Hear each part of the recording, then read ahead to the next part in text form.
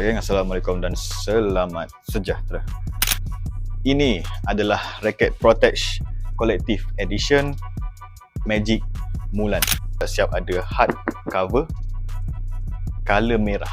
Alright, kita akan buka satu persatu. Full set. Ni Protex payung full set untuk raket Magic Mulan untuk Collective Edition. Okay. First, dia punya benda yang paling kecil iaitu grip. Okay, untuk grip dapat grip over grip. Grip Protex ni bagus. Okay. Selain daripada over grip, dia dapat juga ni keychain eksklusif. Yang ini ada logo Mulan, belakang dia ada Protex punya logo. Okay, dia keychain.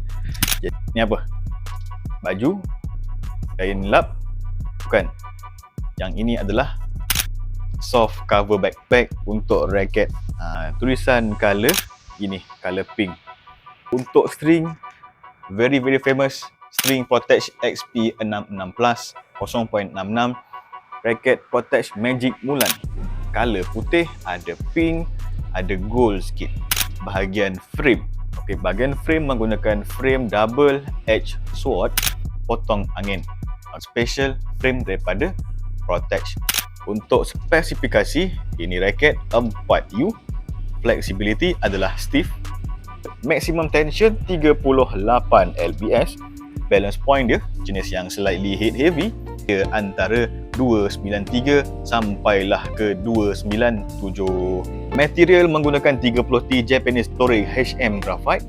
Tebalan shaft 6.6 extra slim shaft dengan stiffness yang keras, sesuai untuk all-rounder tapi more to power and control punya game. Jadi kalau korang minat nak dapatkan raket Protex Collective Edition Magic Mulan satu set ni, okay, betul-betul eksklusif, boleh dapatkan sekarang di Maifa Sport Center.